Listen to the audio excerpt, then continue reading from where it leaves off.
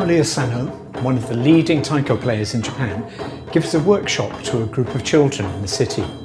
The children's teachers are watching and they're amazed at the way that the young people respond to taiko. Later that day, Carolee gives a concert in a theatre in the city. The theatre's full to capacity and the crowd, most of whom have never seen a taiko performance before, roar with enthusiasm. It was part of the 13th UK Taiko Festival. How did this happen? Why did this happen? Hello, I'm Jonathan Kirby and I'm going to start by explaining that my life was completely changed by taiko, specifically by the experience of training with San Jose Taiko in California, with two wonderful teachers, PJ and Roy Hirabayashi. I was attracted to taiko because of the drums, but I stayed for other reasons. If your heart and mind are open, taiko has the potential to teach you many things. Learning with Roy and PJ wasn't always easy for me. I had lots and lots of challenges to overcome, but I loved it because it felt good for me, and the changes made me feel like I was becoming more the person that I wanted to be. Taiko felt good for me. Taiko is partly about group participation. So it's not just about the individual, it's about how the individual works with a team, with a group of other people. When I realised that taiko is going to be a journey for life, because there's always more to learn about people.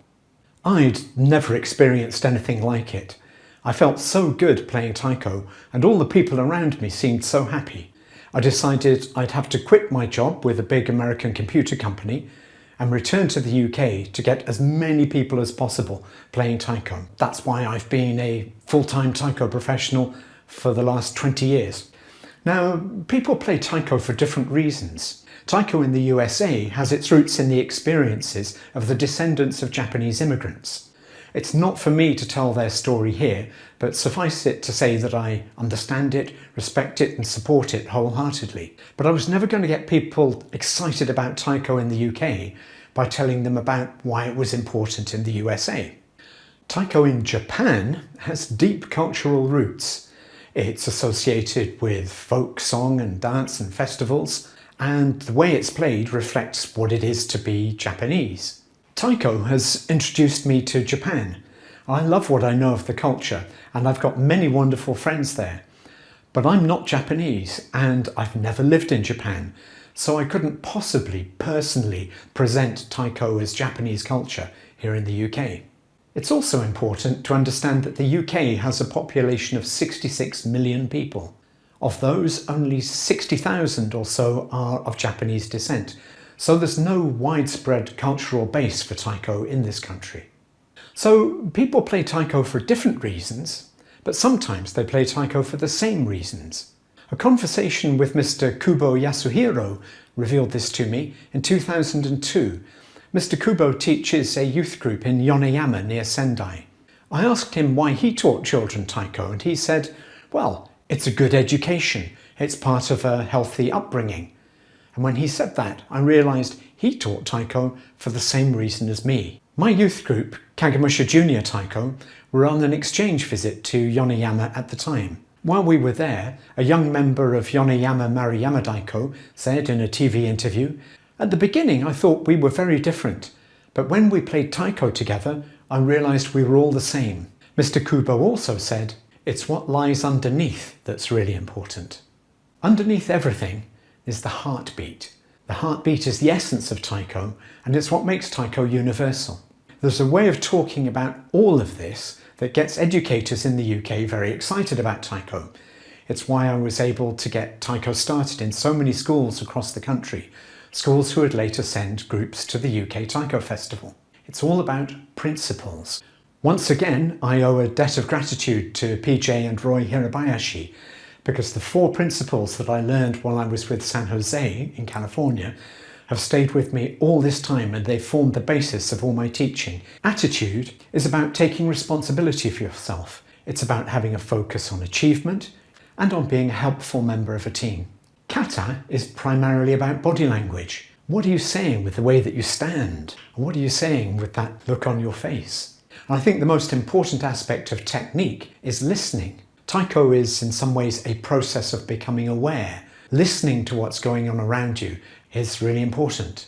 Key is the reward for proper application of attitude, kata and technique. Taiko can be fun, and the more you put in, the more you get out. So these principles are important. They're important for Taiko, but they're also important in every other aspect of life.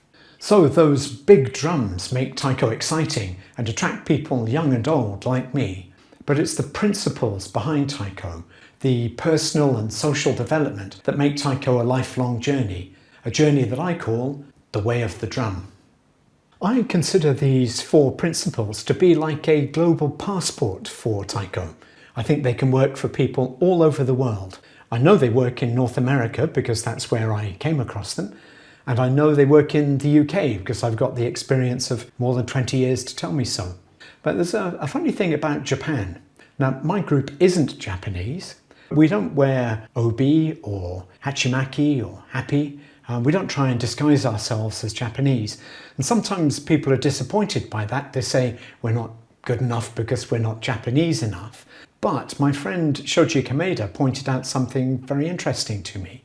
He said that because our Taiko is based on principles, and because we view Taiko as a lifelong journey, the way of the drum, we've actually got more in common with Japanese culture than if we simply dressed up as Japanese, wearing Japanese costume. As Mr. Kubo said, it's what lies underneath that's important. Let's get back to the story of Taiko in the UK. And in 2005, I decided the time was right to go for a national festival, the first UK Taiko Festival. The UK Taiko Festival was based on the following founding principles. We would encourage the growth of Taiko in the UK. We'd provide a performance platform for UK-based Taiko groups of all ages. We'd provide inspiration for new players by the participation of professional and international Taiko artists. Be a showcase for emerging young UK talent. We'd encourage excellence in a culture of celebration, not competition. And we'd encourage inclusion by giving groups of all abilities the opportunity to participate, including those with special needs. Since 2005, more than 70 different youth Taiko groups have taken part in the UK Taiko Festival, and more than 40 adult groups, as well as a good number of international groups. To tell the story of the festival and to bring us back to Kaulia Sano and Leicester in 2019, I'll show you a series of posters.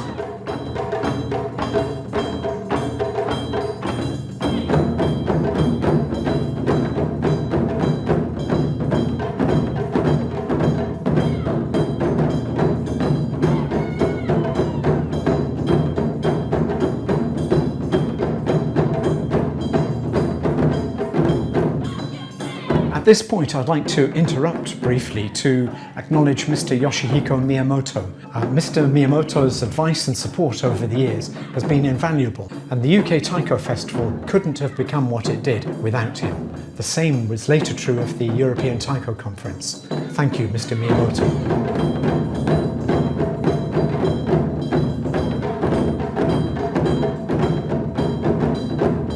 And there she is, Kaulia Sano. We're back where we started, in Leicester in 2019. The UK Taiko Festival had come to Leicester to support the work of Bullfrog Arts. Bullfrog Arts work with young people who've been severely damaged by life, and they found that Taiko did great things for these young people. And that's why I personally wanted to support Bullfrog Arts by bringing the UK Taiko Festival to Leicester, and I know it's why Cowley personally wanted to be involved in this festival as well. So I'd like to thank her again for her participation in it. This festival was all about the power of Taiko to change people's lives. The World Taiko Conference gives us all the opportunity to learn more about Taiko all around the world and to learn more about each other. I'd like to conclude by sharing 3 things that I've learned from that. Number 1, we're all different, but we can learn from those differences. Number 2, those differences can be enriching. And number 3, it's important not to make judgments based on differences that are in fact only superficial. To quote Mr. Kubo one final time, it's what lies underneath that's really important. Thank you.